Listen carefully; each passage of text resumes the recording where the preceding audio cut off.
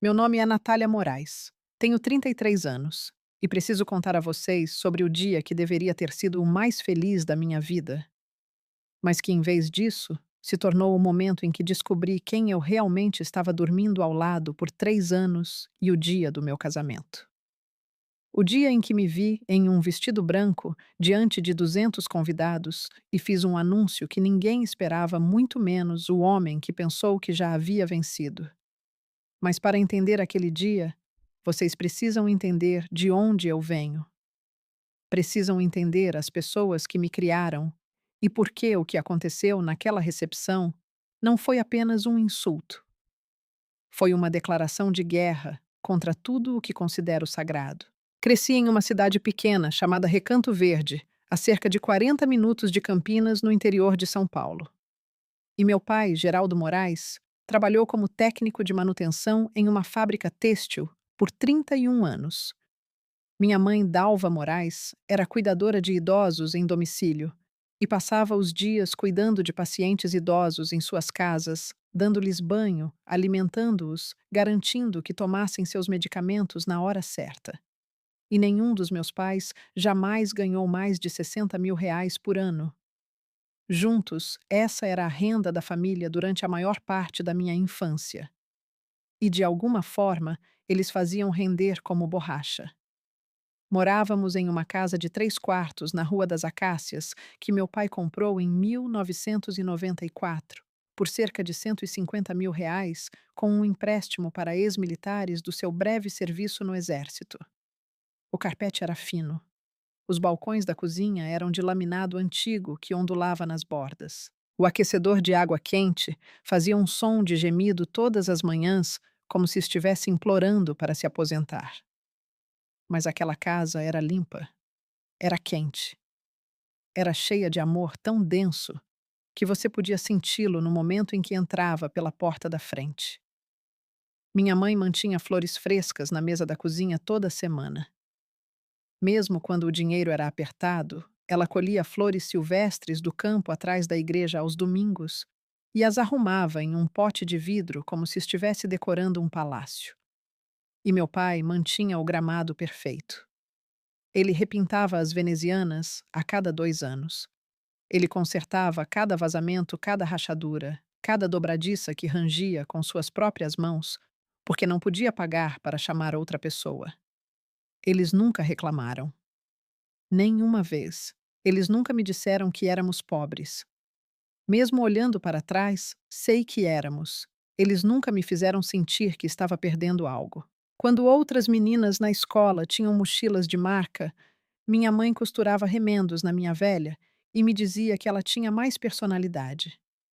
E quando outras crianças iam de férias para a praia, meu pai me levava para acampar no lago e me ensinava a pescar com uma vara de bambu e uma boia. Eu era filha única deles. Eles haviam tentado por anos antes de eu nascer. Minha mãe teve 2 abortos espontâneos antes de mim, e o médico disse a ela, depois do segundo, que suas chances eram pequenas. E quando nasci, em 14 de março de 1991, meu pai disse que caiu de joelhos no corredor do hospital e chorou tanto que uma enfermeira veio correndo porque pensou que algo estava errado. Nada estava errado. Algo estava finalmente e maravilhosamente certo. Eles despejaram tudo em mim. Cada real extra, cada minuto livre, cada grama de energia que lhes restava depois de longos dias de trabalho árduo e humilde. Minha mãe me ajudava com a lição de casa todas as noites naquela mesa da cozinha com as flores silvestres. E meu pai me levava a todos os eventos escolares, todos os recitais de dança, todos os jogos de futebol, sentando nas arquibancadas com suas botas de trabalho porque vinha direto da fábrica. Ganhei uma bolsa de estudos para a Unicamp, não uma bolsa integral, mas cobria a maior parte da mensalidade. E meus pais fizeram um pequeno empréstimo para cobrir o resto, cerca de R$ 11.000. E meu pai trabalhou horas extras todos os sábados por 2 anos para pagá-lo antes do prazo. E me formei em administração hospitalar. Minha mãe chorou tanto na cerimônia que nem conseguiu se levantar para tirar uma foto comigo. E meu pai apenas a abraçou e continuou dizendo: Essa é a nossa menina, essa é a nossa filhinha. Depois da formatura, consegui um emprego em uma rede hospitalar em Campinas. Comecei como coordenadora administrativa, ganhando R$ 5.000 por mês. Fui subindo, e aos 30 anos era gerente regional de operações, ganhando R$ 12.000 por mês. Comprei meu próprio apartamento. Dirigia um carro confiável. Enviava dinheiro aos meus pais todos os meses. Embora eles sempre tentassem devolvê-lo, eu tinha orgulho de onde vim. Nunca escondi isso. Nunca menti sobre isso. Nunca fingi que meu pai era um CEO ou que minha mãe era uma socialite. Eles eram gente trabalhadora, gente de verdade. O tipo de gente que diz por favor e obrigado a todos que conhece, que segura a porta para estranhos, que lembra os nomes dos caixas do supermercado. Eles não eram ricos, não eram polidos, não tinham roupas de grife, nem sabiam qual garfo usar em um jantar de 5 pratos. Mas eram bons, eram honestos, eram meus. E é exatamente por isso que o que aconteceu no dia do meu casamento dói tão profundamente. Porque as pessoas que foram humilhadas naquele dia não eram estranhas. Eram os dois seres humanos que me deram tudo o que tinham, mesmo quando tudo o que tinham não era muito pelos padrões do mundo. Conheci Diogo Camargo quando tinha 29 anos. Ele tinha 32 na época. Alto com mandíbula marcada e o tipo de confiança que preenche uma sala no momento em que ele entra. Ele trabalhava com desenvolvimento imobiliário comercial e sua família tinha dinheiro. Dinheiro de verdade. O tipo de dinheiro que constrói coisas e as nomeia com o próprio nome. A família de Diogo possuía a Camargo Capital Partners, uma empresa de desenvolvimento sediada em Campinas, que havia construído shoppings, parques de escritórios e condomínios de luxo por todo o Sudeste. O pai de Diogo, Vitor Camargo, havia iniciado a empresa no final dos anos 80 com um empréstimo de R$ 200.000 de seu próprio pai e a transformou em um negócio avaliado pela maioria das estimativas em cerca de R$ 75 milhões.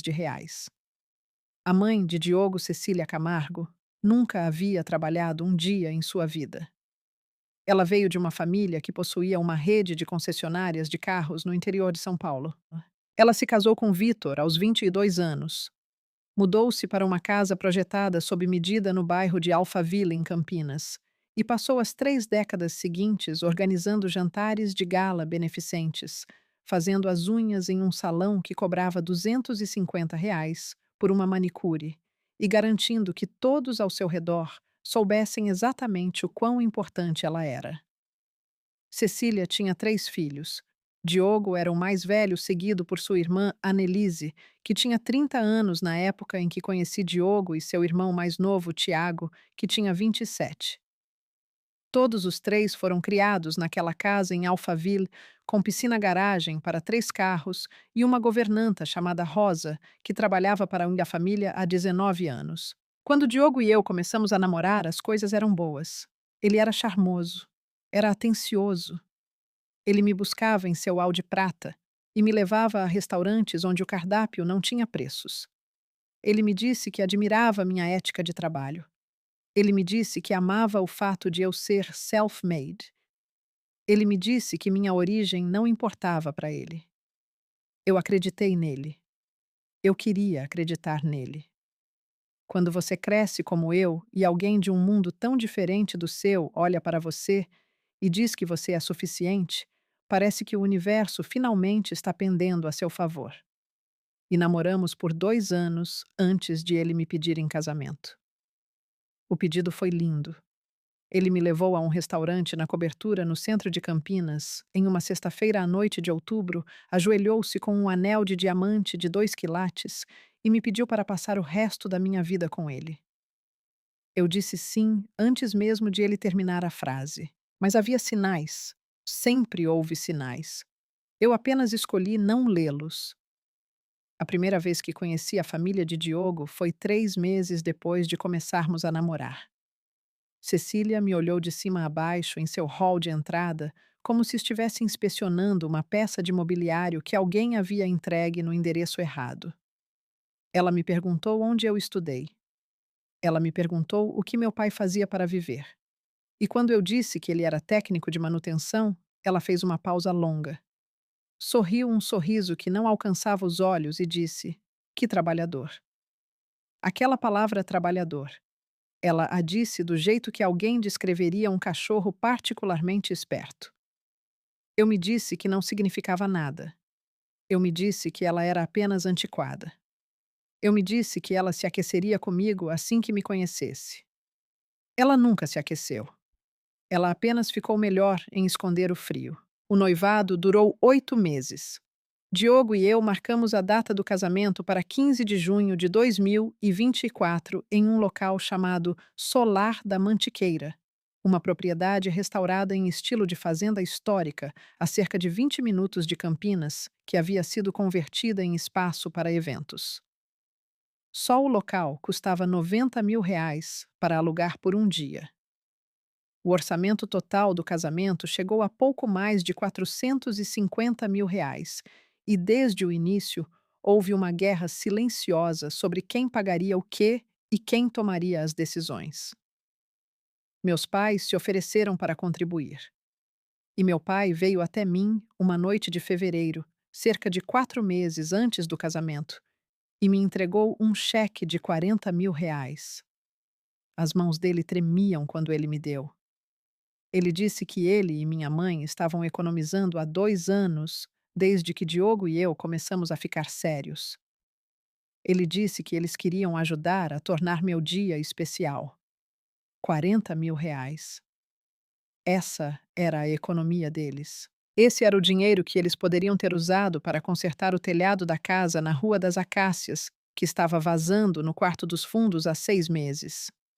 Esse era o dinheiro que eles poderiam ter usado para trocar o carro velho da minha mãe, um Honda Civic 2009 com 300.000 quilômetros rodados que engasgava nos cruzamentos.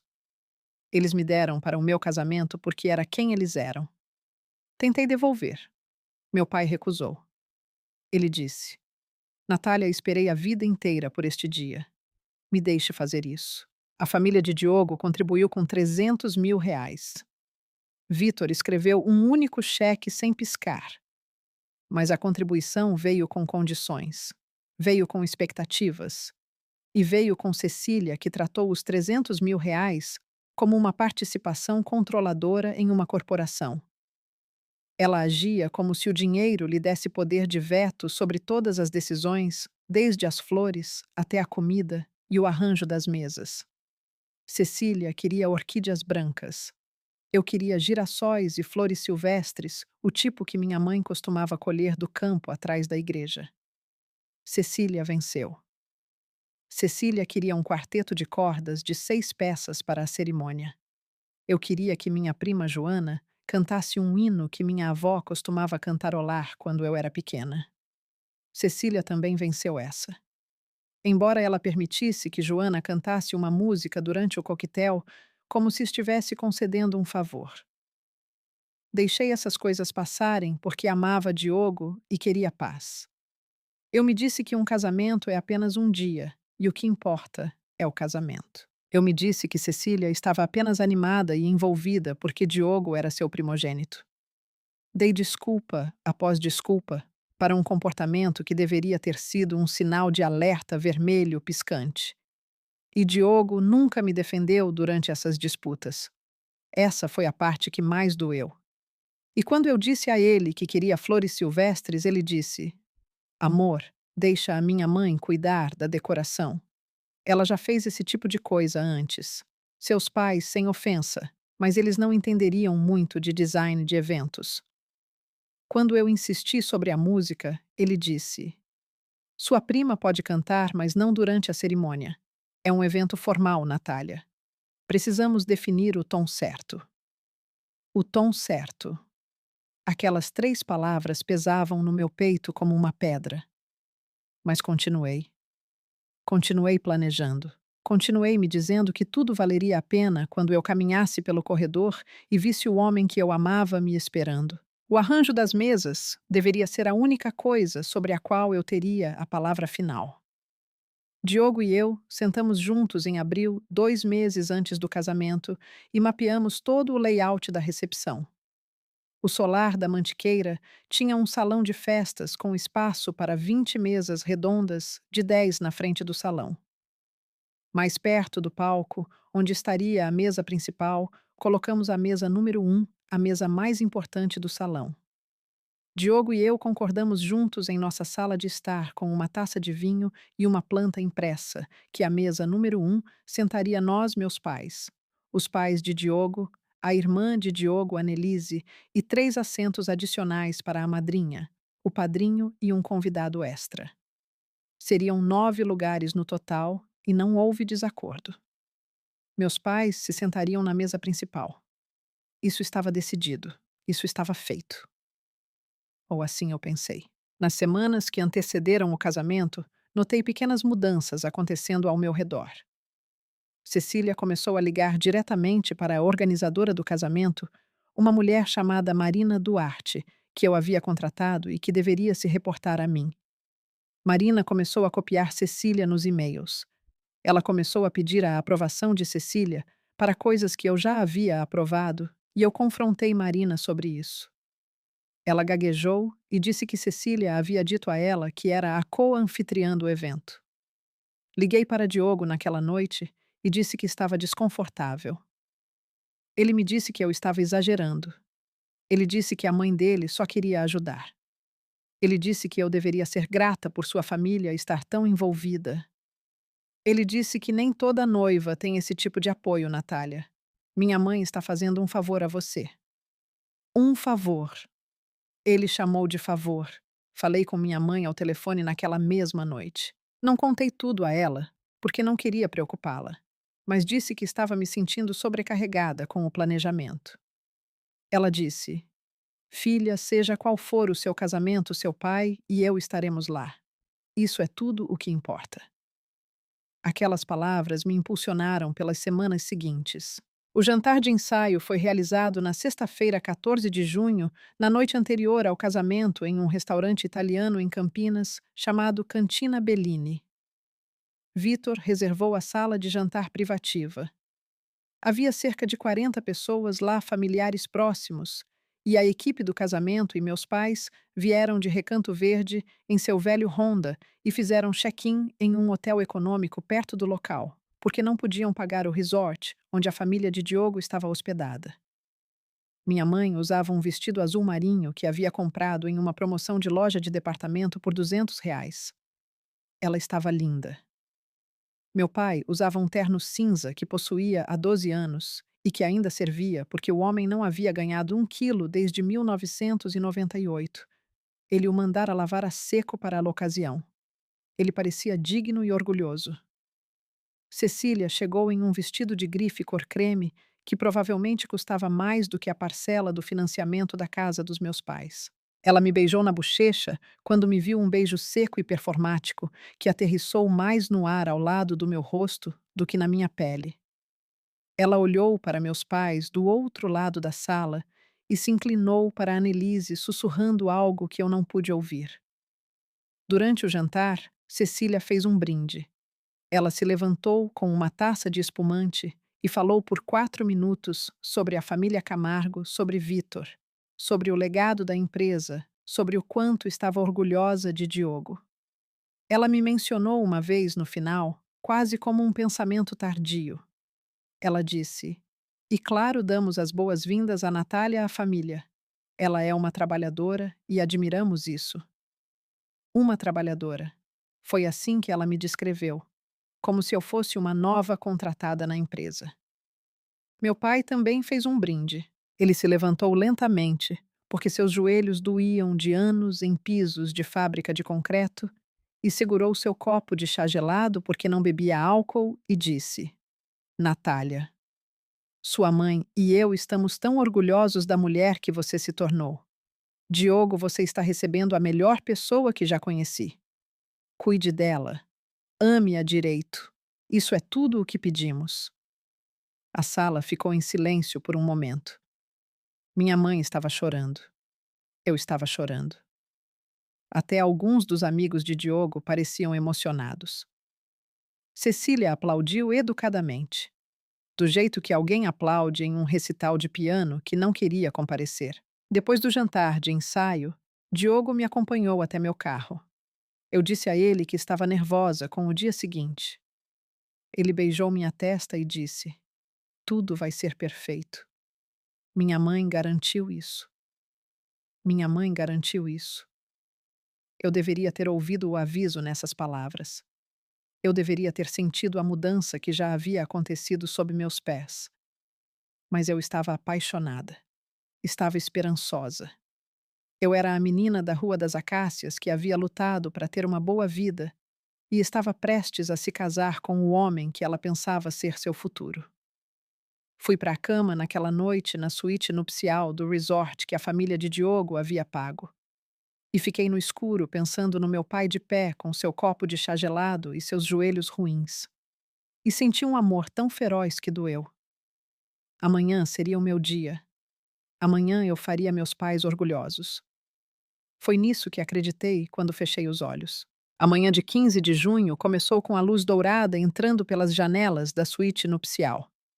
Minha madrinha Tainá Rodrigues já estava lá quando acordei.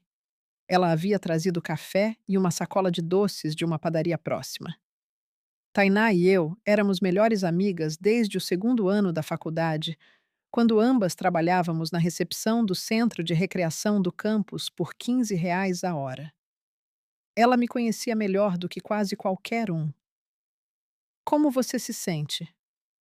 Ela perguntou, entregando-me um copo de papel, como se eu estivesse prestes a pular de um penhasco e esperasse que houvesse água no fundo. Eu disse, ela riu. Tem água no fundo, Natália. Água morna e linda. Minha mãe chegou às 9 da manhã. Ela usava um vestido rosa suave que havia escolhido meses atrás. Era simples, com um decote modesto e uma barra que caía logo abaixo dos joelhos. Ela havia arrumado o cabelo em um salão em Recanto Verde no dia anterior e estava usando brincos de pérolas que pertenceram à sua própria mãe. Ela parecia radiante. Ela parecia que tudo de bom no mundo havia sido destilado em uma única mulher. Ela trouxe um presente, uma pequena caixa de veludo. Dentro estava uma fina pulseira de ouro que havia pertencido à minha avó Olívia Moraes, que faleceu em 2016. Minha avó usou aquela pulseira todos os dias por 40 anos. Não era cara, não era chamativa. E era real. E era história. E quando minha mãe a prendeu em meu pulso, senti minha avó na sala conosco. Ela teria muito orgulho de você, minha mãe disse com a voz trêmula. Meu pai apareceu às 10 horas para me ver. Ele não podia ficar muito tempo na suíte nupcial, porque Tainá e as madrinhas estavam se arrumando, mas ele espiou pela porta e disse: Você parece um anjo, minha filha. Então ele pigarreou, ajeitou a gola do terno e saiu rapidamente, porque Geraldo Moraes não chorava na frente das pessoas se pudesse evitar. A cerimônia estava marcada para as 16 horas. A cabeleireira e a maquiadora chegaram às 11 horas. Trabalharam em mim por quase 2 horas. O vestido era um modelo sereia ajustado com mangas de renda que eu havia comprado em promoção por R$ 6.000. Não era um vestido de grife, não era feito sob medida, mas quando o vesti e me olhei no espelho, me senti a mulher mais linda do mundo. A cerimônia em si foi tudo o que eu esperava, ou quase isso. O solar da Mantiqueira tinha uma área de jardim ao ar livre, com um arco branco coberto de folhagens. Havia 200 cadeiras dispostas em ambos os lados de um caminho de pedra. O quarteto de cordas tocava suavemente enquanto os convidados tomavam seus lugares. O tempo estava perfeito, 25 graus Celsius, com uma brisa leve e nenhuma nuvem no céu. E meu pai me levou ao altar. Seu braço estava firme, embora eu pudesse sentir o mais leve tremor em sua mão. Ele caminhou devagar, deliberadamente, como se quisesse memorizar cada passo.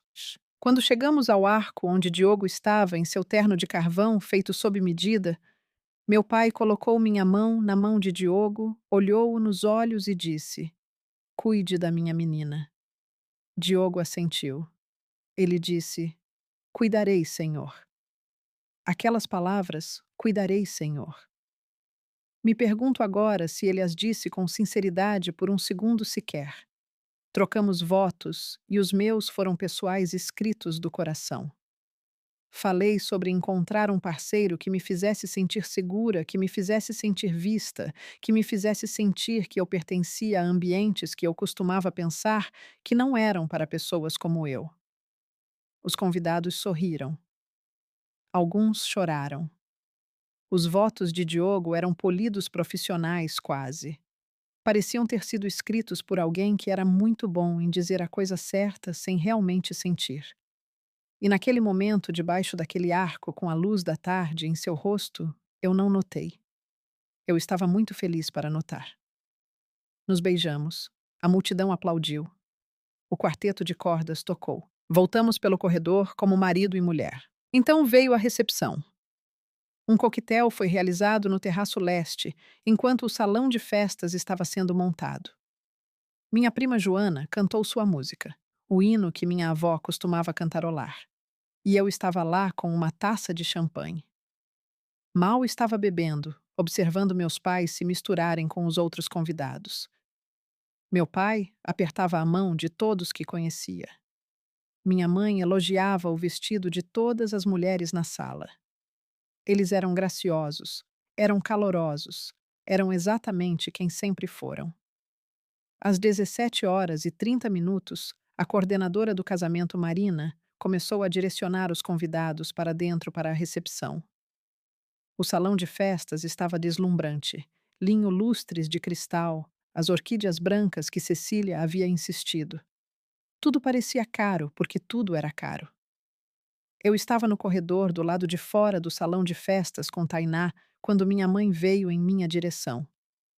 Ela estava andando rapidamente e seu rosto havia mudado. O brilho havia sumido e em seu lugar havia algo que eu nunca tinha visto em minha mãe antes. Não era raiva exatamente. Era confusão misturada com mágoa. O tipo de expressão que uma pessoa usa quando foi esbofeteada e ainda não entende o porquê. Natália, ela disse, me puxando gentilmente para o lado. Acho que houve um engano com os assentos. O que você quer dizer? Eu perguntei. Seu pai e eu fomos para a mesa principal e nossos cartões de lugar não estão lá. Todos os 9 assentos têm nomes e nenhum deles é o nosso. Senti um lampejo de confusão. Isso não faz sentido, mãe. Eu mesma coloquei você e papai na mesa 1. Deixa eu ir verificar. Entreguei minha taça de champanhe para Tainá e entrei no salão de festas. A sala estava lotando. Os convidados estavam encontrando suas mesas, puxando cadeiras, conversando e rindo. Tudo parecia normal. Tudo parecia lindo até que cheguei à mesa principal. A mesa 1 estava posta com 9 cartões de lugar. Eu os li um por um, e enquanto o fazia, o sangue escorreu do meu rosto. Assento 1, Diogo Camargo. Assento 2, Natália Camargo. Assento 3, Vitor Camargo. Assento 4, Cecília Camargo. Assento 5, Anelise Camargo. Assento 6, Tiago Camargo. Assento 7, Margarida Camargo. Assento 8, Leonardo Camargo. Assento 9, Camila Camargo. Margarida e Leonardo eram os avós paternos de Diogo. Camila era a tia de Diogo do lado de Cecília. E meus pais não estavam nesta mesa. Geraldo e Dalva Moraes, a mãe e o pai da noiva, não estavam na mesa principal no casamento da própria filha. Fiquei lá por um momento apenas respirando. Então me virei e olhei pela sala procurando os nomes deles nas outras mesas. Eu os encontrei. Mesa 14, perto do fundo do salão, ao lado da entrada de serviço, onde a equipe de catering entrava e saía com os carrinhos. Mesa 14, a mesa mais distante do palco, a mesa mais distante de mim. Minha mãe e meu pai haviam sido movidos para o fundo do salão o mais longe possível fisicamente da mesa principal, como se fossem pensamentos tardios, como estranhos, como pessoas que não pertenciam. Senti minhas mãos começarem a tremer. Olhei para Tainá, que me havia seguido, e estava lendo os cartões de lugar por cima do meu ombro. Seus olhos estavam arregalados. Quem fez isso? Eu sussurrei. Eu não sei, Tainá disse, mas vou descobrir. Eu não precisava que ela descobrisse. Eu já sabia. Virei-me e vi Cecília do outro lado da sala, perto do bar, ajustando a posição de um arranjo floral com a autoridade casual de uma mulher que acreditava que cada sala lhe pertencia. Ela estava sorrindo. Andei em direção a Cecília, com passos medidos, meus saltos clicando no chão de madeira, cada passo deliberado. Tainá me seguiu 2 passos atrás. A sala ainda estava nos estágios iniciais de acomodação convidados, encontrando assentos, bebidas sendo servidas, risadas, subindo e descendo em ondas quentes. Ninguém me notou cruzando o salão. Ninguém notou a tempestade por trás dos meus olhos. Cheguei a Cecília perto do bar. Ela estava conversando com Annelise segurando uma taça de vinho branco tão impecável que parecia ter sido colocada em sua mão por um estilista de adereços. Ela se virou quando me viu se aproximar e seu sorriso não vacilou. Era o sorriso de uma mulher que se considerava intocável. Natália, querida, você está linda. A cerimônia foi linda. Cecília, eu disse, e minha voz estava firme, embora minhas entranhas não estivessem. Posso falar com você em particular por um momento? Ela inclinou a cabeça ligeiramente do jeito que alguém faz quando está condescendendo com uma criança. Claro. Entramos em um pequeno nicho, logo na entrada do salão de festas. Era um corredor estreito com papel de parede claro e uma janela com vista para o estacionamento. Tainá estava no final do corredor, não perto o suficiente para ouvir cada palavra, mas perto o suficiente para ser uma testemunha. O mapa de assentos foi alterado, eu disse. Meus pais não estão mais na mesa principal. Eles foram transferidos para a mesa 14. Cecília tomou um gole de vinho. Ela não parecia surpresa. Ela não parecia preocupada. Ela parecia estar esperando que eu tocasse no assunto e já havia ensaiado sua resposta. Sim, ela disse simplesmente. Falei com Marina sobre isso na semana passada. Achamos que fazia mais sentido ter a família de Diogo junta na mesa principal. Os avós dele são idosos, Natália. Teria sido indelicado sentá-los no meio da sala. Meus pais deveriam estar na mesa 1. Nós concordamos com isso. Diogo e eu concordamos com isso juntos. Diogo aprovou a mudança, ela disse. As palavras me atingiram como água fria. Ele aprovou isso. Sim, discuti com ele na última quarta-feira. Ele concordou que a mesa principal deveria refletir a família que está hospedando o evento. Seus pais são bem-vindos na mesa 14. É uma mesa perfeitamente agradável. Eu a encarei. Encarei o rosto liso e sem rugas de uma mulher que nunca havia trabalhado um dia difícil em sua vida, que nunca havia se preocupado com um telhado vazando ou um carro engasgando, que nunca havia entregado a alguém um cheque de 40 mil reais que representava anos de sacrifício. E ela estava me dizendo que meus pais, as pessoas que me criaram, que me deram tudo, eram bem-vindos em uma mesa perfeitamente agradável perto da entrada de serviço. Meus pais não são convidados neste casamento, Cecília. Eles são os pais da noiva. Eles pertencem à mesa principal. Ela colocou a taça de vinho na estreita janela e cruzou as mãos na frente dela. Natália, entendo que isso seja emocionante para você, mas vamos ser práticas. Seus pais são pessoas doces. Tenho certeza que são. Mas este evento está sendo assistido por algumas pessoas muito importantes. Parceiros de negócios de Vitor, associados da empresa. Pessoas que esperam um certo padrão. A mesa principal define o tom de toda a recepção. Precisamos que pareça coesa, coesa. Ela disse a palavra como se fosse um bisturi. Precisa e cortante. O que coesa significa Cecília?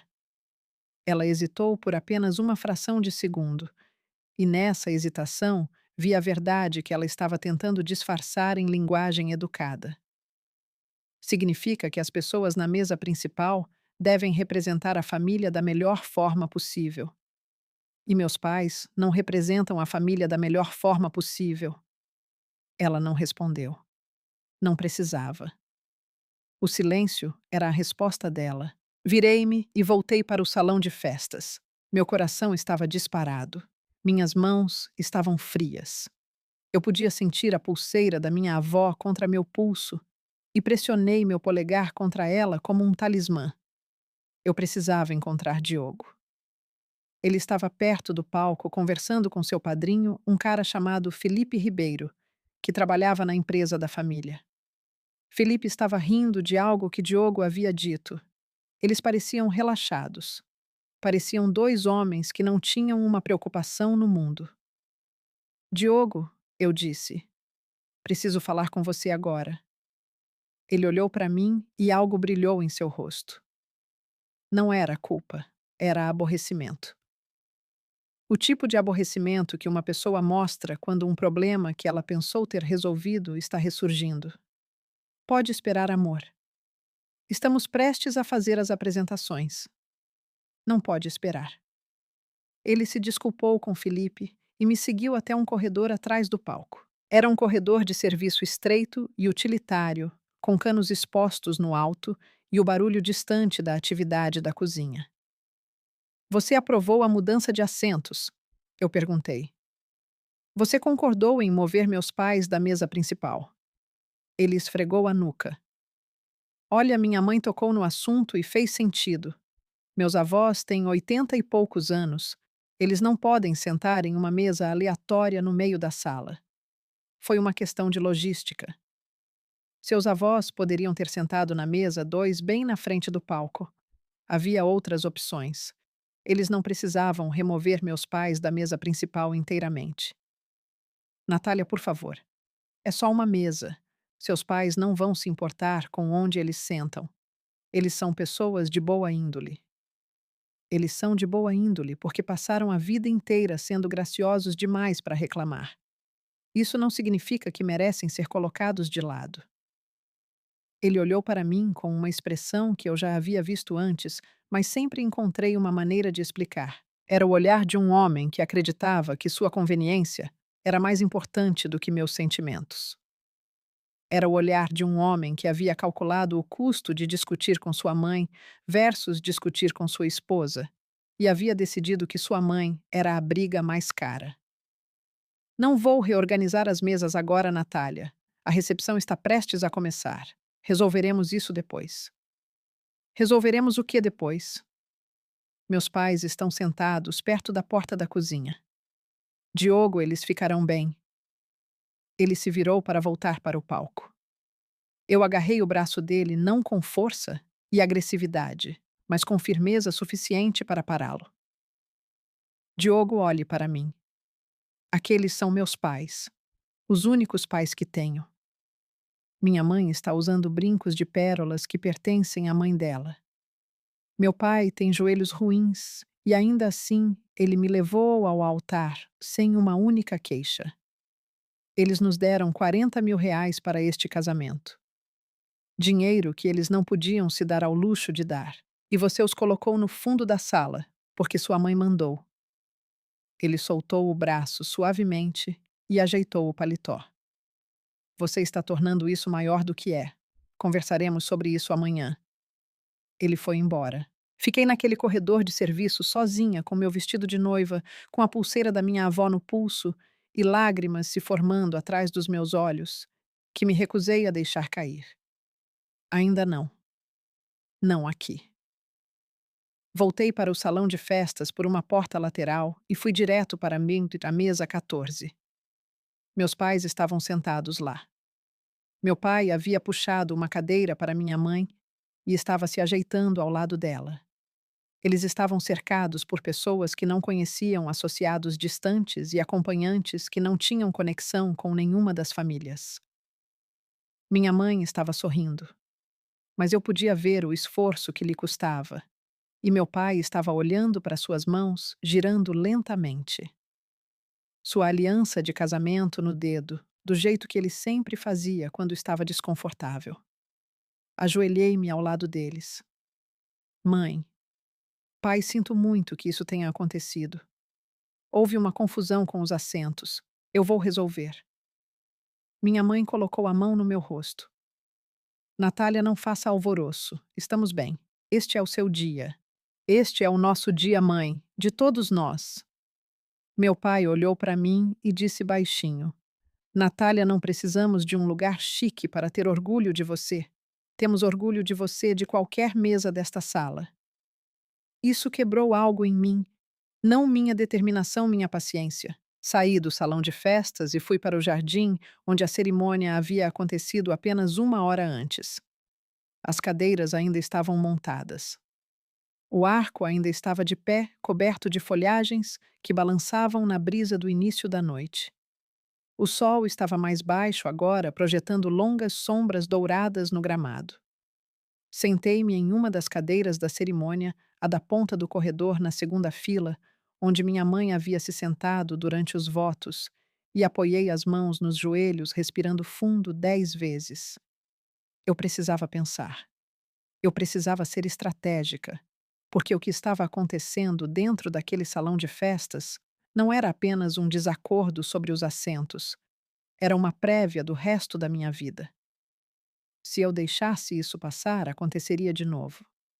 Aconteceria nos feriados, aconteceria nos jantares de família, aconteceria quando tivéssemos filhos, se tivéssemos filhos.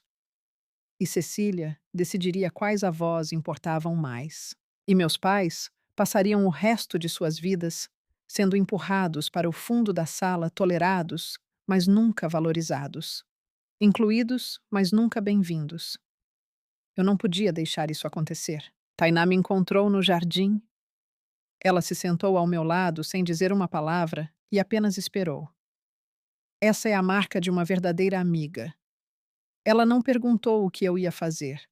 Ela não me disse para me acalmar.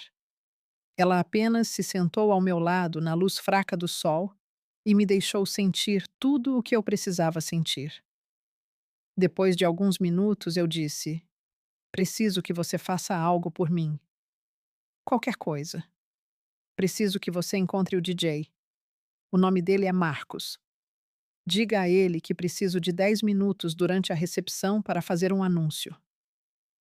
Não um brinde, um anúncio. Diga a ele que eu darei o sinal quando estiver pronta. Tainá olhou para mim. Natália, o que você vai fazer? Vou contar a verdade. Ela estudou meu rosto por um longo momento. Então ela assentiu. Vou encontrar o Marcos. Ela se levantou e voltou para o salão de festas.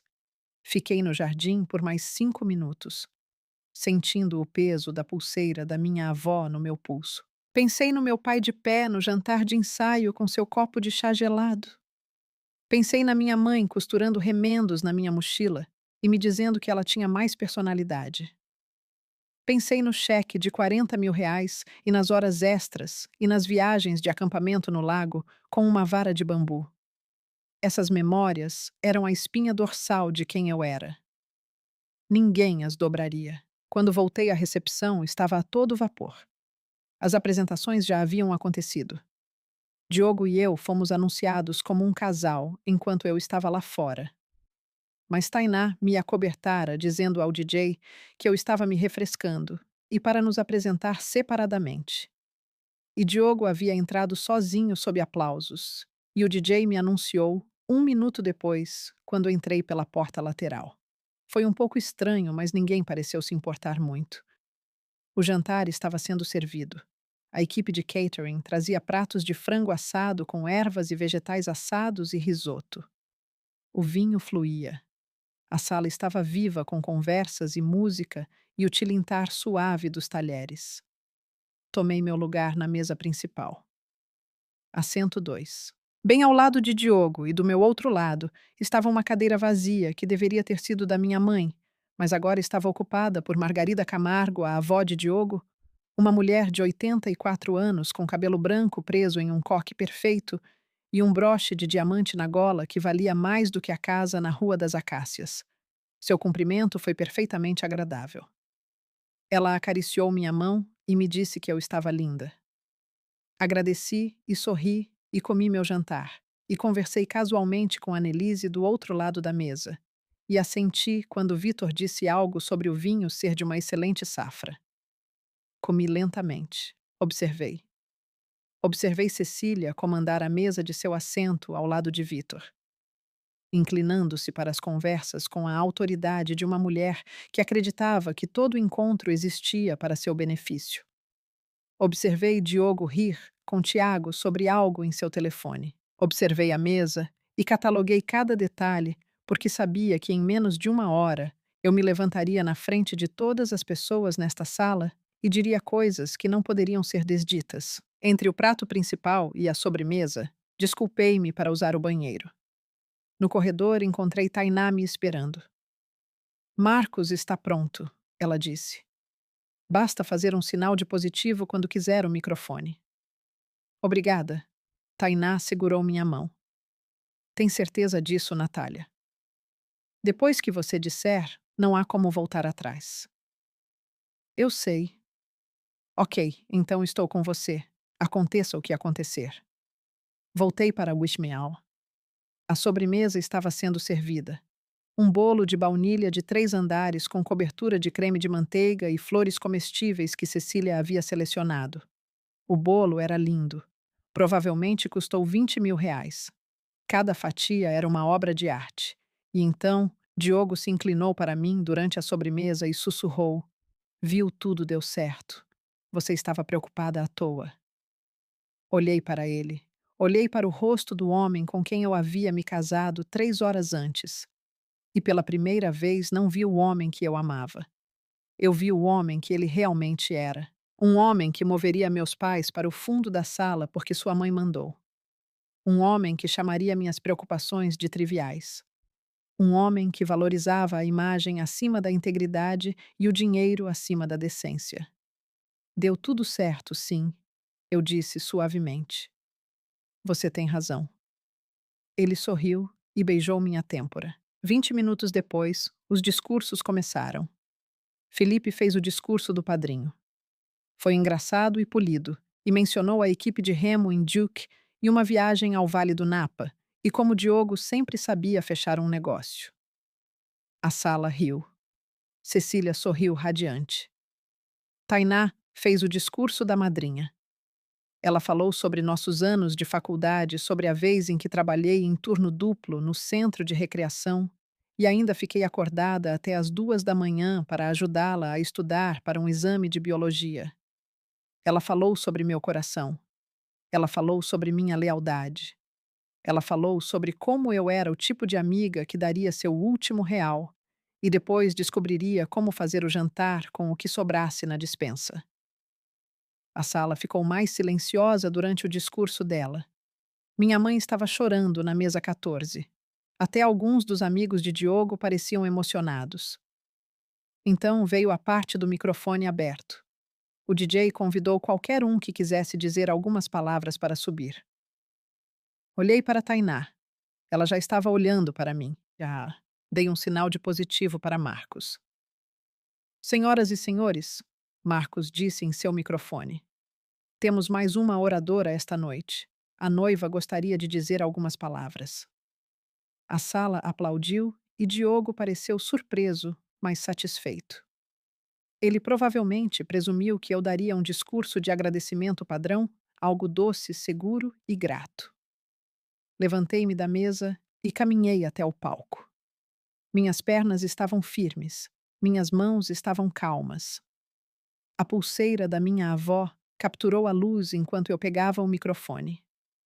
Olhei para uma sala.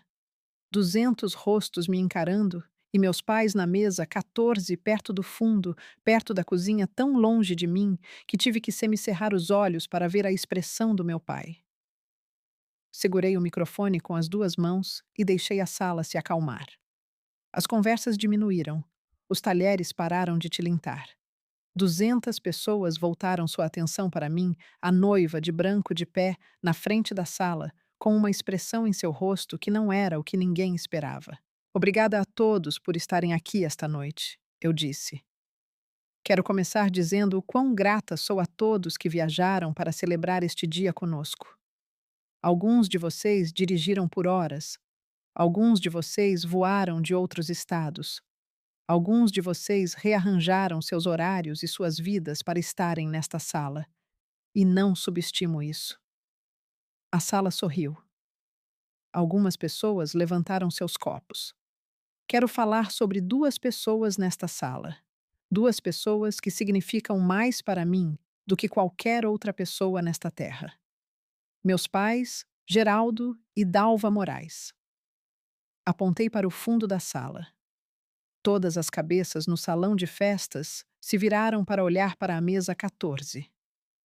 Minha mãe levantou a mão ligeiramente, sem saber o que estava acontecendo. Meu pai ficou muito quieto, observando-me com a intensidade silenciosa de um homem que podia sentir algo no ar. Meu pai trabalhou na mesma fábrica têxtil por 31 anos. Ele acordava às 5 da manhã, 6 dias por semana, e chegava em casa com graxa debaixo das unhas e dores nos joelhos. Minha mãe passou a carreira cuidando de pacientes idosos em suas casas, dando-lhes banho, alimentando-os, tratando-os com o tipo de dignidade e compaixão que não pode ser ensinado. Juntos, eles nunca ganharam mais de 60 mil reais por ano. E eles me criaram com isso. Cada centavo, cada sacrifício, cada escolha que fizeram foi por mim. A sala estava em silêncio agora. Não o silêncio educado de uma plateia esperando uma piada, mas um silêncio pesado de pessoas que podiam sentir o peso do que estava por vir. E quando consegui minha bolsa de estudos para a Unicamp, meu pai trabalhou horas extras todos os sábados por 2 anos para pagar o restante do empréstimo. Quando me formei, minha mãe chorou tanto que não conseguia se levantar. E quando Diogo e eu ficamos noivos, meus pais economizaram por 2 anos e nos deram um cheque de 40 mil reais para ajudar a pagar este casamento. Essa era a economia deles. Esse era o dinheiro que eles poderiam ter usado para consertar o telhado de sua casa, que está vazando há 6 meses. Esse era o dinheiro que eles poderiam ter usado para trocar o carro da minha mãe, um Honda Civic 2009 com 300 mil quilômetros rodados que engasga nos cruzamentos. Fiz uma pausa. Eu podia ver minha mãe pressionando um guardanapo nos olhos. Meu pai não se moveu. Meus pais nos deram esse dinheiro porque queriam fazer parte deste dia, porque este dia importava para eles. Porque eu importava para eles. E quando Diogo e eu planejamos esta recepção, concordamos juntos que meus pais se sentariam na mesa principal, mesa um bem aqui. Gesticulei para a mesa atrás de mim, porque é onde os pais da noiva pertencem. Vi Cecília se mexer em seu assento. O sorriso dela ainda não havia desaparecido, mas estava forçado nas bordas como um tecido esticado demais. Mas quando meus pais chegaram à recepção hoje, eles descobriram que seus lugares na mesa principal haviam sido removidos. Seus cartões de lugar haviam sumido. Eles foram realocados para a mesa 14, a mesa mais distante deste palco, bem ao lado da entrada da cozinha. E em seu lugar, cada assento nesta mesa foi dado a membros da família do meu marido. Um burburinho percorreu a sala. Eu podia sentir. Uma baixa vibração de desconforto, de surpresa de pessoas, começando a entender que este não era um discurso de agradecimento padrão. Perguntei quem tomou essa decisão. Fui informada de que a mudança foi feita pela mãe do meu marido, Cecília Camargo, e que Diogo a aprovou. Olhei para Diogo. Ele estava sentado, rígido em sua cadeira, a mandíbula tensa, os olhos fixos em mim, com uma expressão que estava a meio caminho entre descrença e fúria. Cecília estava olhando para sua taça de vinho, e pela primeira vez naquela noite, sua postura não era perfeita. E quando perguntei a Cecília por que meus pais foram movidos, ela me disse que a mesa principal precisava parecer, e estou citando-a diretamente coesa. Ela me disse que as pessoas nesta mesa precisavam representar a família da melhor forma possível. Ela me disse que o evento estava sendo assistido por pessoas importantes, parceiros de negócios e associados, e que um certo padrão precisava ser mantido. O burburinho aumentou. Eu podia ver convidados trocando olhares. Alguns estavam olhando para Cecília, alguns estavam olhando para meus pais. Uma mulher na mesa 7 tinha a mão sobre a boca. Deixem-me traduzir o que coesa significa. Significa que meus pais não pareciam ricos o suficiente para sentar nesta mesa. Significa que suas roupas não eram caras o suficiente. Significa que seus empregos não eram impressionantes o suficiente. Significa que, aos olhos da mulher sentada, 3 assentos atrás de mim, um técnico de manutenção e uma cuidadora de idosos não são dignos de sentar ao lado de um incorporador imobiliário e uma mulher que nunca trabalhou um dia em sua vida. A sala prendeu a respiração, mas não um suspiro dramático de filme real. A forte inspiração de ar que acontece quando alguém diz em voz alta o que todos estavam pensando, mas ninguém estava disposto a articular. E antes de vir para cá, ouvi uma conversa que aconteceu há cerca de 30 minutos perto do bar, quando Cecília não sabia que eu estava de pé atrás da coluna na entrada leste. Ela estava falando com Annelise e disse, e cito: "Olhe para eles lá naquela mesa do fundo. Eles parecem pobres. Fico feliz por tê-los movido. Eles teriam nos envergonhado na mesa principal." Cecília se levantou. Seu rosto estava branco. "Não foi isso que eu disse." "Foi exatamente o que você disse, Cecília." E Annelise, você respondeu: "Mamãe está certa. Eles não se encaixam." Annelise parecia querer que o chão a engolisse. Ela afundou na cadeira e não disse nada. Mas a parte que mais doeu não foi o que Cecília disse, foi o que Diogo disse. Porque quando ouvi aquela conversa, Diogo também estava lá. Ele havia caminhado até o bar enquanto eu estava no jardim. E quando sua mãe disse que meus pais pareciam pobres, ele não os defendeu. Ele não a corrigiu. Ele riu e disse: "Você não está errada, mãe. Mas a Natália não precisa saber da troca de mesa. Ela vai superar isso." E o silêncio na sala era tão completo. Eu podia ouvir o gelo se acomodando em um copo em algum lugar do outro lado do salão de festas. Olhei para Diogo. Ele me encarava com a boca ligeiramente aberta. E pela primeira vez desde que o conheci, ele não tinha nada a dizer. "Ela vai superar isso", repeti no microfone. "Foi o que você disse sobre mim, Diogo, no dia do nosso casamento, 3 horas depois de você estar de pé, sob aquele arco, e prometer me amar e me respeitar pelo resto da sua vida." Senti as lágrimas então quentes e rápidas, mas não as enxuguei. Deixei-as cair porque eram honestas e eu tinha parado de fingir. O salão de festas estava congelado. 200 pessoas sentadas em suas cadeiras como estátuas. Taças de vinho, a meio caminho dos lábios garfos, suspensos sobre os pratos. A música havia parado. A equipe de catering havia parado na porta da cozinha. Até o gelo nos jarros de água parecia ter parado de derreter. Eu ainda segurava o microfone. Minhas mãos estavam firmes e minha voz não havia falhado. As lágrimas em minhas bochechas eram o único sinal de que isso estava me custando algo. E eu as deixei porque queria que cada pessoa naquela sala visse exatamente como era quando uma mulher se recusava a ser silenciada. "Quero deixar algo claro", continuei. "Não estou aqui para humilhar ninguém por esporte. Não sinto prazer nisso. Este deveria ser o dia mais feliz da minha vida. Passei meses planejando esta recepção, escolhendo roupas de mesa e provando sabores de bolo e escrevendo votos que vieram da parte mais profunda do meu coração. Não planejei fazer este discurso. Planejei dançar com meu marido e cortar o bolo e jogar o buquê e ir embora em um carro com latas amarradas ao para-choque. Fiz uma pausa e engoli em seco. Mas não posso fazer isso. Não posso dançar, sorrir e fingir que tudo está bem quando as duas pessoas que me deram a vida estão sentadas ao lado da porta da cozinha, porque alguém decidiu que elas não eram boas o suficiente para sentar na frente da sala.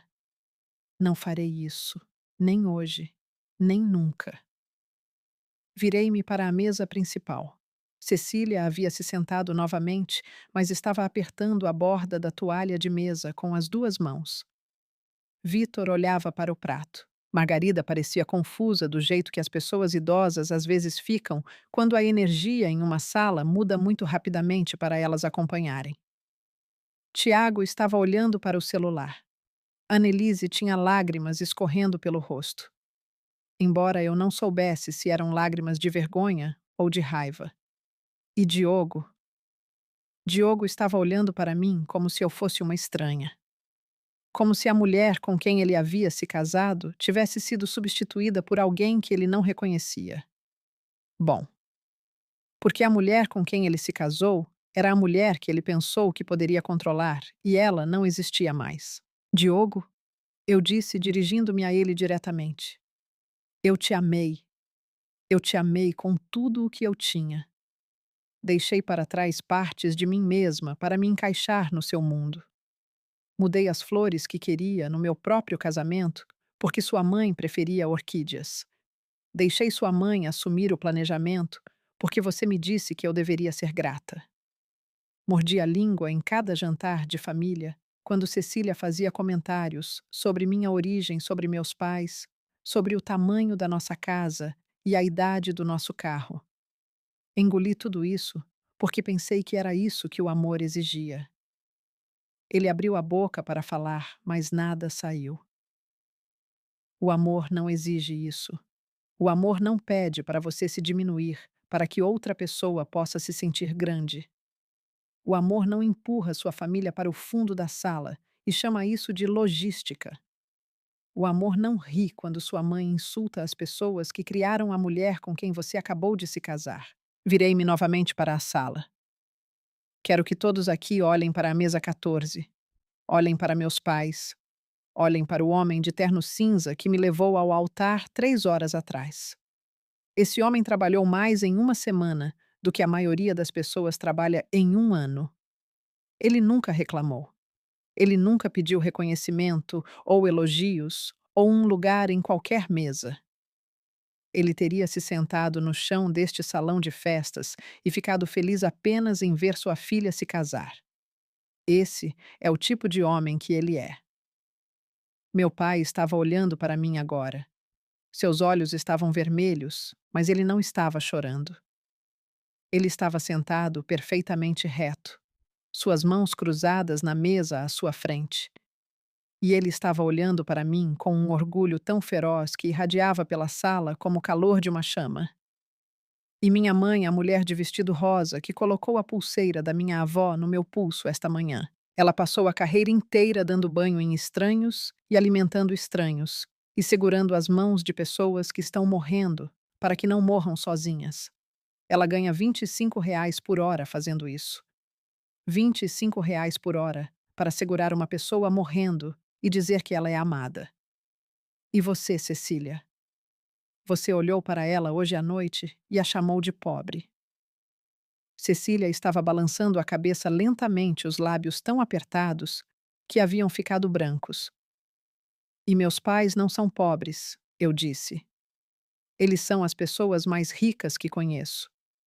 Eles são ricos em amor e integridade, e decência e sacrifício.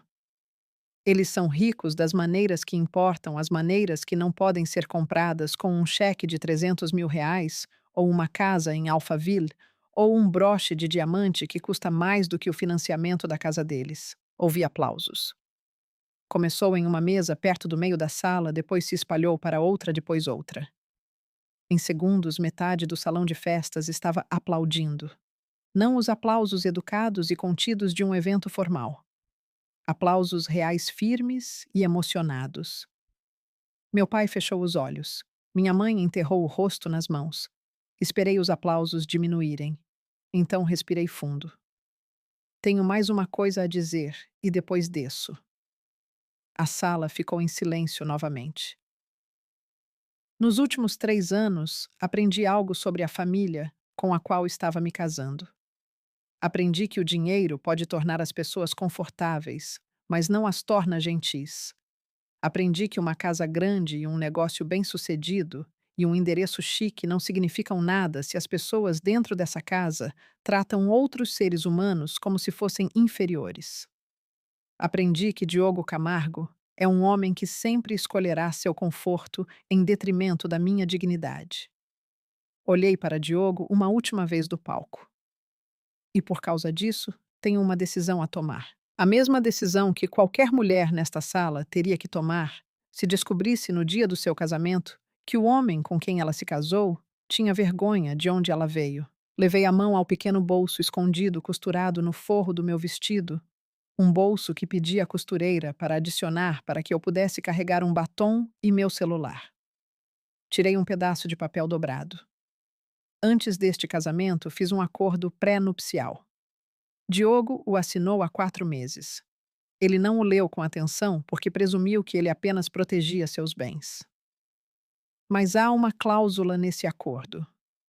Seção 7, parágrafo 3, que declara o seguinte: no caso de qualquer uma das partes se envolver em conduta que constitua dano emocional deliberado, humilhação pública ou desrespeito direcionado a membros da família imediata da outra parte na ou antes da data do casamento, a parte lesada terá o direito a uma dissolução imediata e incontestada do casamento com retenção total de todos os bens pessoais e um pagamento compensatório de R$ 750.000. O caos no salão de festas foi instantâneo e total. Convidados se levantavam de suas mesas. Conversas explodiram em todas as direções. Algumas pessoas conversavam em sussurros chocados. Outras encaravam abertamente a mesa principal, onde a família Camargo estava em vários estágios de choque. Vítor Camargo estava com o telefone na mão e já ligava para alguém, presumivelmente um advogado.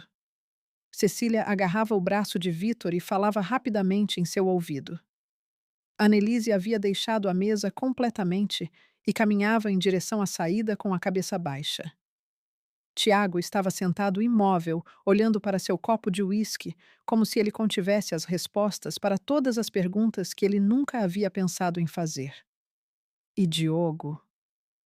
Diogo estava de pé, caminhando em direção ao palco, seu rosto vermelho escuro e suas mãos cerradas em punhos ao lado do corpo, não de forma ameaçadora, mas do jeito que um homem fica quando toda a sua realidade construída acaba de ser desmantelada na frente de 200 testemunhas. Natália, ele disse, e sua voz era alta o suficiente para as pessoas nas mesas mais próximas ouvirem.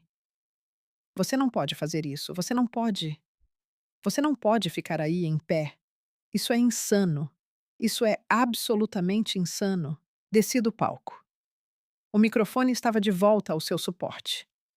O DJ estava atrás de seu equipamento, parecendo que acabara de testemunhar um acidente de carro em câmera lenta. Posso fazer isso, eu disse baixinho. E fiz. Essa cláusula do acordo pré-nupcial não é exequível e meu pai fará com que nossos advogados a revisem na segunda-feira de manhã. Seu pai pode fazer o que quiser, Diogo. Esse acordo foi elaborado por uma advogada licenciada, revisado por um conselho jurídico independente e assinado por você na presença de um tabelião em 12 de fevereiro deste ano. Você teve todas as oportunidades de lê-lo. Você escolheu não fazê-lo. A mandíbula dele trabalhava de um lado para o outro. Você me armou. Eu me protegi. Há uma diferença. Você planejou isso. Você planejou toda essa cena. Eu não planejei ser humilhada no meu próprio casamento, Diogo. Não planejei que meus pais fossem empurrados para o fundo da sala. Não planejei ouvir sua mãe chamá-los de pobres. E não planejei que você risse e concordasse com ela. Planejei um dia cheio de amor, alegria e família. Você o transformou em outra coisa. Ele se aproximou de mim baixando a voz. Se você abandonar este casamento agora, vai se arrepender. Minha família tem recursos que você nem pode imaginar. Vamos lutar contra isso. Então lute, eu disse. Mas lute sabendo que cada pessoa nesta sala ouviu o que eu disse. Cada pessoa nesta sala viu onde meus pais estavam sentados. Cada pessoa nesta sala sabe o que sua mãe os chamou. E cada pessoa nesta sala se lembrará desta noite pelo resto de suas vidas. Ele me encarou por um longo e suspenso momento. Então se virou e voltou para a mesa, pegando seu celular enquanto caminhava. Não o segui. Atravessei o salão de festas até a mesa 14. Meus pais ainda estavam sentados lá. Os outros convidados da mesa haviam se afastado discretamente, dando-lhes espaço. Sentindo que aquele momento era privado, mesmo no meio de um espetáculo muito público, ajoelhei-me ao lado do meu pai. Ele estava olhando para mim com uma expressão que eu nunca tinha visto antes. Não era surpresa, não era raiva ou tristeza, ou mesmo orgulho exatamente. Era reconhecimento. Era o olhar de um homem que estava vendo sua filha completa e totalmente pela primeira vez como adulta, não como sua menininha, com a mochila remendada e a vara de bambu no lago. Como uma mulher que havia se levantado em uma sala cheia de pessoas poderosas e se recusado a ser pequena. Pai, eu disse, sinto muito que isso tenha acontecido. Ele balançou a cabeça lentamente. Você não tem nada pelo que sentir muito, Natália. Nem uma única coisa.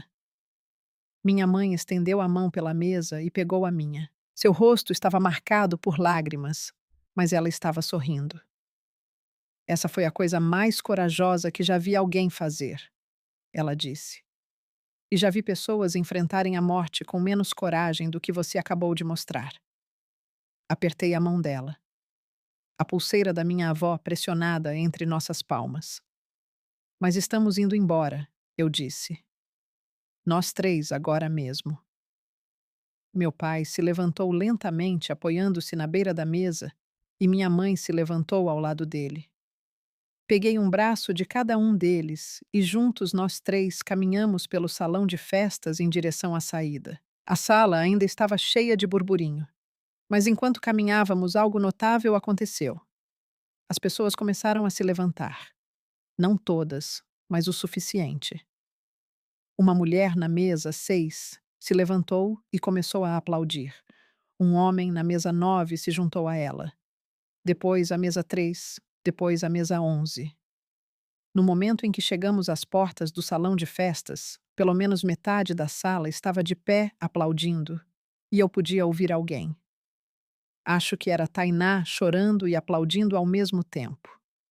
Atravessamos as portas e entramos no corredor. Passamos pelo jardim, onde eu havia me sentado sozinha em uma cadeira de cerimônia apenas 2 horas antes. E passamos pelo saguão onde eu havia posado para fotos em meu vestido branco, com um sorriso que pensei que duraria para sempre. Entramos no estacionamento e vi o Honda Civic 2009 dos meus pais parado sob um poste de luz com um amassado no para-choque e uma rachadura no para-brisa. E eu nunca havia amado tanto aquele carro. Deixa eu dirigir, eu disse. Meu pai me entregou as chaves sem argumentar.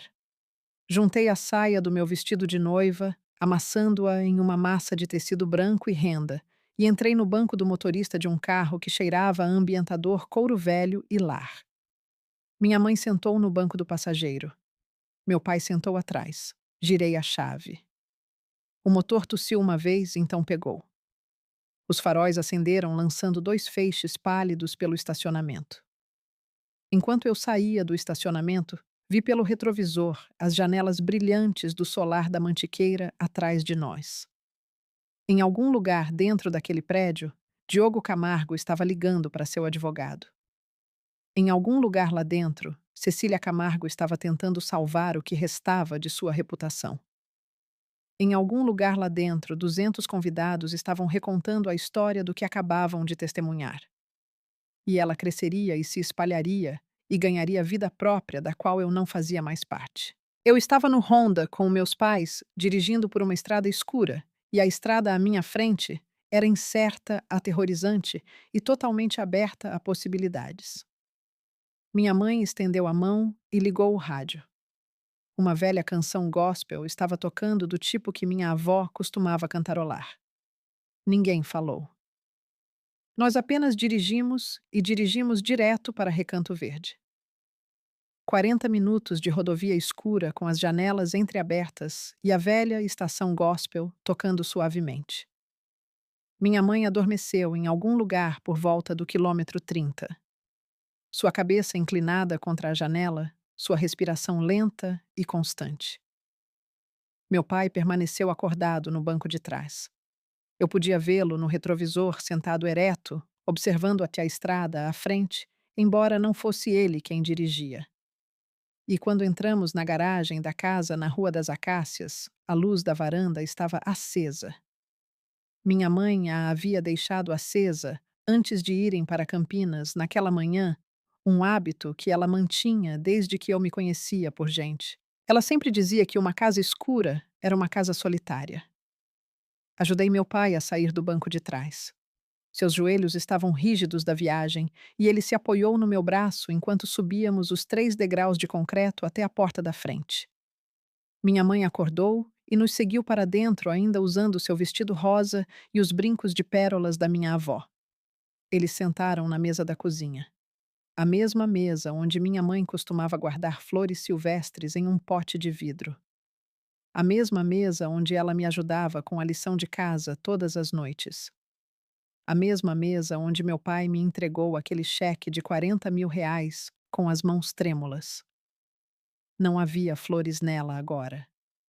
Apenas um jogo americano, um saleiro e uma pilha de correspondências. Ninguém falou sobre o casamento a princípio. Minha mãe fez chá. Meu pai tirou o paletó e o pendurou no encosto da cadeira. Eu sentei no meu vestido de noiva, a barra agora suja do estacionamento e da garagem, e olhei para a parede da cozinha e tentei processar o que acabara de fazer. Eu havia acabado de abandonar meu casamento não depois de meses de deliberação, ou terapia de casais, ou separação gradual. Eu havia me afastado no dia em que ele começou na frente de todos. O peso disso me atingiu de uma vez, e eu abaixei a cabeça na mesa e chorei. Minha mãe sentou ao meu lado e esfregou minhas costas do jeito que ela fazia quando eu era criança e tinha febre. Ela não disse nada. Não precisava. Sua mão em minhas costas dizia tudo o que importava. Depois de um tempo, meu pai falou. Natália, ele disse, preciso que você saiba algo. Quando você estava naquele palco hoje à noite, eu não estava pensando nos assentos, ou na mesa, ou no que aquela mulher disse sobre nós. Eu estava pensando em você, no que deve ter custado para você se levantar lá e dizer tudo isso. E quero que você saiba que sua mãe e eu preferiríamos sentar no chão de qualquer cômodo da terra do que ver você viver uma vida em que alguém a faça sentir que não é suficiente. Levantei a cabeça e olhei para ele. A luz da cozinha era amarela e fraca e pegava os fios prateados em seu cabelo e as linhas ao redor de seus olhos. E pensei em todas as manhãs em que ele acordava antes do amanhecer, e em todos os turnos extras, e em todas as coisas que ele ficou sem para que eu pudesse ter uma chance de algo melhor. Eu sei, pai, eu disse. Sabe? Ele perguntou. Porque o jeito que aquele menino falou sobre nós, o jeito que a mãe dele falou sobre nós, não é sobre nós. É sobre você.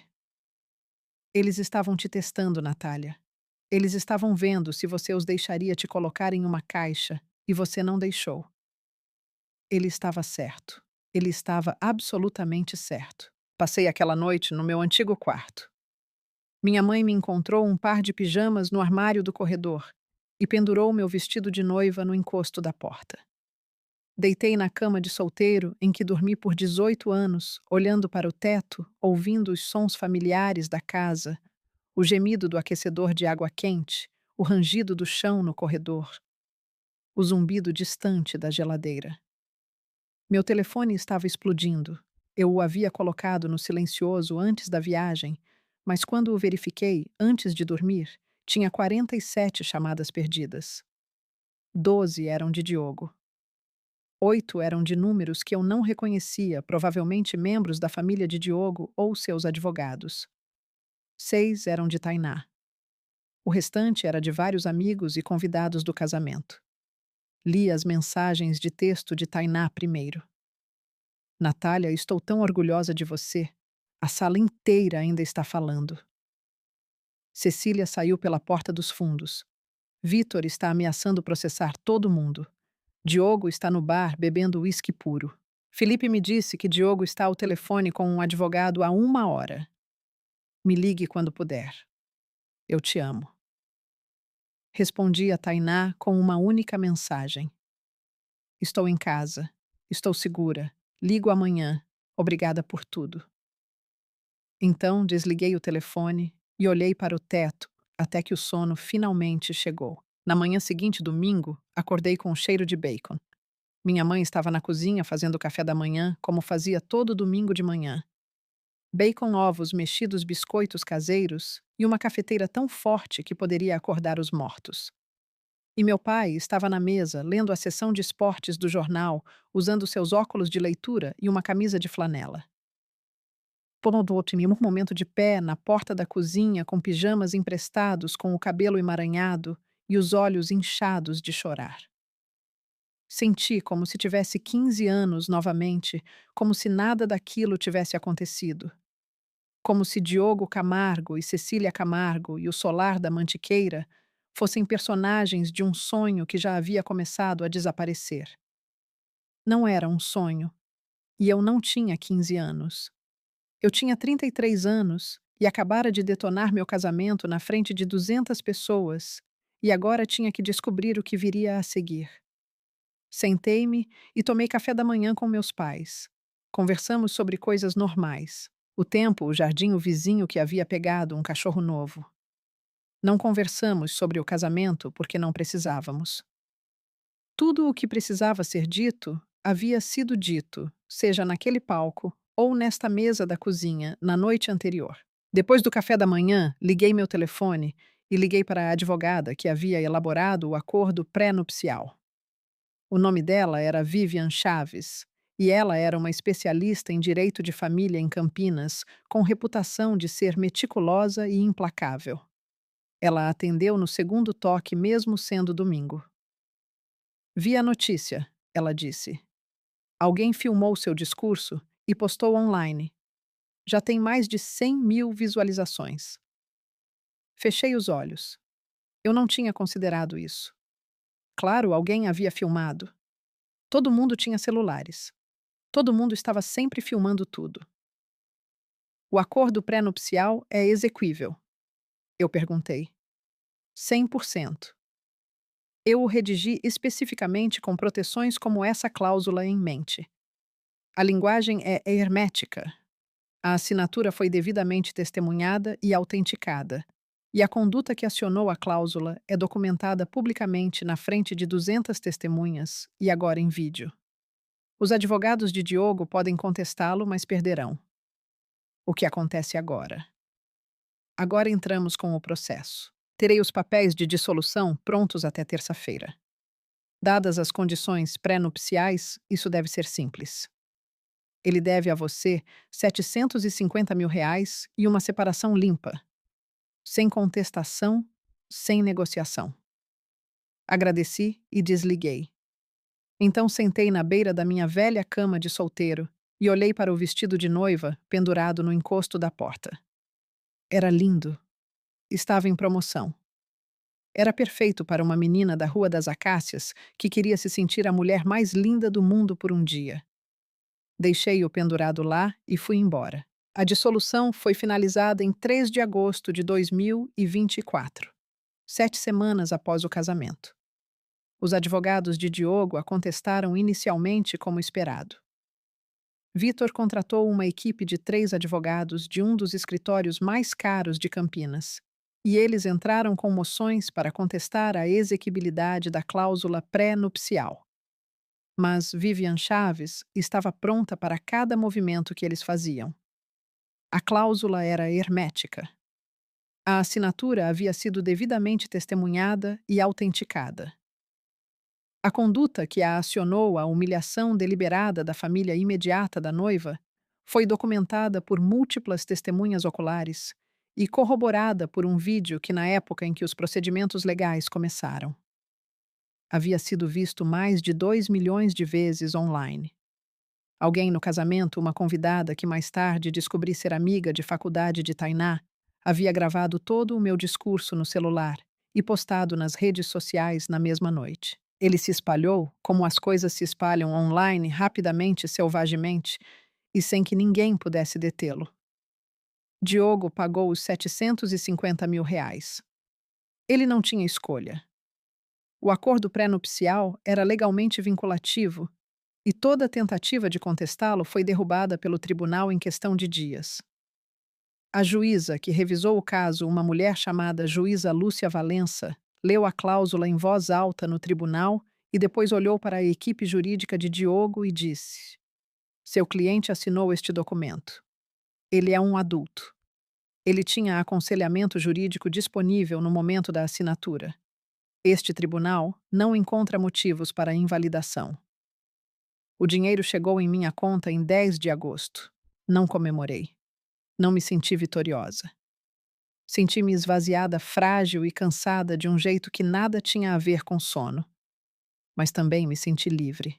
A primeira coisa que fiz com aquele dinheiro foi pagar o telhado da casa na Rua das Acácias.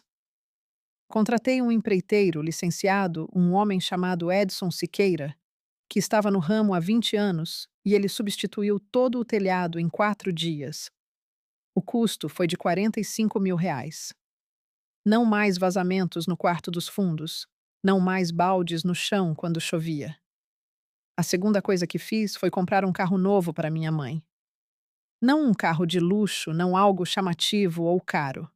Um Honda City 2020 PET 4 prata, com baixa quilometragem e garantia de fábrica. O custo foi de 130 mil reais. E quando o dirigi até a casa e lhe entreguei as chaves, ela ficou na entrada e chorou por 10 minutos. E meu pai ficou atrás dela com a mão no ombro e olhou para mim e assentiu. E aquele aceno continha mais do que qualquer discurso que eu já ouvi. A terceira coisa que fiz foi colocar 250 mil reais em uma conta poupança para meus pais. Dinheiro de emergência. Dinheiro que eles poderiam usar para visitas médicas, para reparos de carro, para qualquer coisa que surgisse. Dinheiro que eles nunca teriam que trabalhar horas extras para ganhar. Contei a eles sobre isso durante o jantar na mesa da cozinha, e meu pai disse: Natália, não podemos aceitar isso. Eu disse: Vocês me deram 40 mil reais para um casamento que durou 3 horas. Deixe-me dar isso a vocês pelo resto de suas vidas. Ele não discutiu depois disso. Guardei o resto. Coloquei uma parte na minha própria poupança. Investi uma parte através de uma consultora financeira que Vivian recomendou.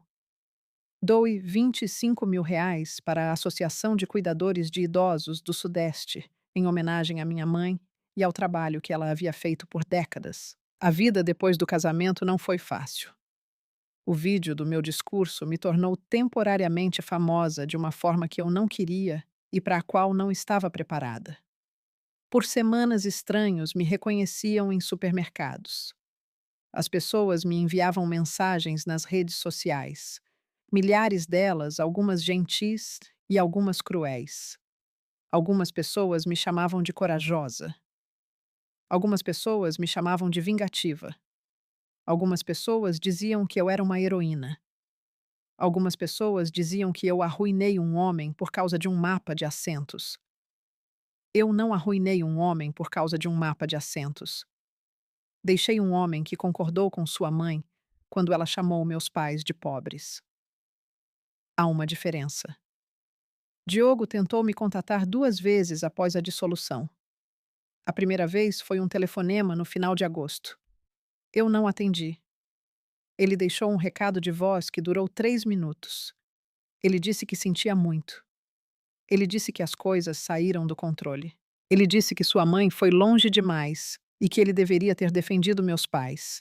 Ele disse que ainda me amava e queria resolver as coisas. Ouvi o recado de voz uma vez e depois o deletei. A segunda vez foi uma carta manuscrita, entregue em meu apartamento em outubro. Tinha 2 páginas. Nela, ele dizia que havia pensado naquela noite constantemente. Ele disse que havia começado a fazer terapia. Ele disse que percebeu que havia passado a vida inteira tentando agradar sua mãe e havia se perdido no processo. Ele perguntou se eu consideraria encontrá-lo para um café, apenas para conversar, apenas para ver se havia algo que valesse a pena ser salvo. Li a carta 2 vezes e a dobrei, coloquei-a em uma gaveta e nunca respondi. Eu não odiava Diogo, não desejava mal a ele. Eu sabia com absoluta certeza que voltar para ele significaria voltar para uma vida onde meus pais sempre estariam na mesa 14 e onde eu sempre estaria me ajustando, me diminuindo, me silenciando para me encaixar em um mundo que não me queria a menos que eu apagasse as partes de mim que vinham da Rua das Acácias. Eu não estava disposta a apagar essas partes. Essas partes eram o melhor de mim. Cecília Camargo sofreu consequências próprias, embora não diretamente de mim. O vídeo do meu discurso a tornou uma figura pública na área de Campinas e o público não foi gentil. Várias das organizações beneficentes nas quais ela estava envolvida discretamente se distanciaram dela. O clube de jardinagem que ela havia presidido por 11 anos pediu para ela se afastar. Parceiros de negócios de Vitor começaram a recusar convites para jantar. O mundo social que Cecília havia passado 30 anos construindo ao seu redor desenvolveu rachaduras que nenhuma quantidade de dinheiro poderia reparar. Ouvi, através de contatos mútuos, que Cecília me culpava por tudo. Ela disse às pessoas que eu havia prendido seu filho com um contrato predatório. Ela disse às pessoas que eu havia encenado todo o confronto para chamar a atenção. Ela disse às pessoas que eu era ingrata e manipuladora e nunca havia sido boa o suficiente para a família Camargo. Deixei-a dizer o que quisesse. A verdade estava em vídeo. 200 testemunhas viram o que aconteceu. O tribunal manteve o acordo pré-nupcial. A história já havia sido escrita e nenhuma quantidade de revisionismo a mudaria. Tainá e eu nos aproximamos ainda mais depois do casamento. Ela foi minha rocha durante os meses mais difíceis. Ela sentou comigo nas noites em que a solidão era sufocante. Ela me trouxe comida quando eu esquecia de comer. Ela me arrastou para um bar de karaokê em uma quarta-feira aleatória de setembro e me fez cantar uma terrível versão de uma música sertaneja até que eu estivesse rindo tanto que minhas costelas doíam. Isso é amizade. Isso é amor sem condições. Minha prima Joana, a que cantou o hino no coquetel, me ligou na semana seguinte ao casamento e disse: Natália, vovó Olívia teria aplaudido mais alto do que qualquer um naquela sala. Isso me fez chorar do jeito bom. Voltei ao trabalho na rede hospitalar. Minha chefe, uma mulher chamada Patrícia Dornelles, me chamou em seu escritório quando retornei e disse: Vi o vídeo. Só quero que saiba que acho que você se portou com uma dignidade incrível. Ela me deu uma semana de licença remunerada que eu não havia pedido e me disse para usá-la como eu precisasse. Usei-a para voltar a Recanto Verde e passar um tempo com meus pais. Fomos pescar no lago, o mesmo lago para onde meu pai costumava me levar quando eu era criança. Usamos varas de bambu e boias do mesmo jeito que sempre fizemos. Meu pai pegou um lambari. Minha mãe sentou em uma cadeira dobrável na margem e leu um romance de bolso e deixou o sol aquecer seu rosto. Não falamos sobre o casamento. Falamos sobre o peixe. Meses se passaram, estações mudaram. As folhas caíram e novas cresceram. Vendi o apartamento em Campinas e comprei uma casa pequena. 3 quartos, um quintal, uma varanda na frente. Apenas 15 minutos dos meus pais. O custo foi de R$ 950 mil. Não era uma mansão, não era em Alphaville e era minha, paga com meu próprio dinheiro e meu próprio suor e minha própria recusa em ser menos do que valho. Comecei a fazer terapia com uma mulher gentil chamada doutora Helena Prado, que me ajudou a desvendar não apenas o casamento, mas os 3 anos de pequenos compromissos e diminuições silenciosas que o precederam. Ela me ajudou a ver que o mapa de assentos não foi o começo, foi o culminar. Foi a prova final inegável de algo que sempre esteve lá. Diogo não me amava da maneira que eu merecia ser amada. Ele amava a versão de mim que era conveniente para ele. Eu merecia mais do que conveniência. Eu merecia ser escolhida plenamente, abertamente, sem condições. Agora é dezembro de 2024. Estou sentada na minha casa nova, na minha própria mesa da cozinha, e há flores silvestres em um pote de vidro na minha frente. Colhi-as em um campo perto da igreja no último domingo, assim como minha mãe costumava fazer. A pulseira da minha avó está no meu pulso. O telhado da casa dos meus pais não vaza mais. O carro da minha mãe pega na primeira tentativa todas as vezes. Não sou casada, não estou namorando, não tenho pressa.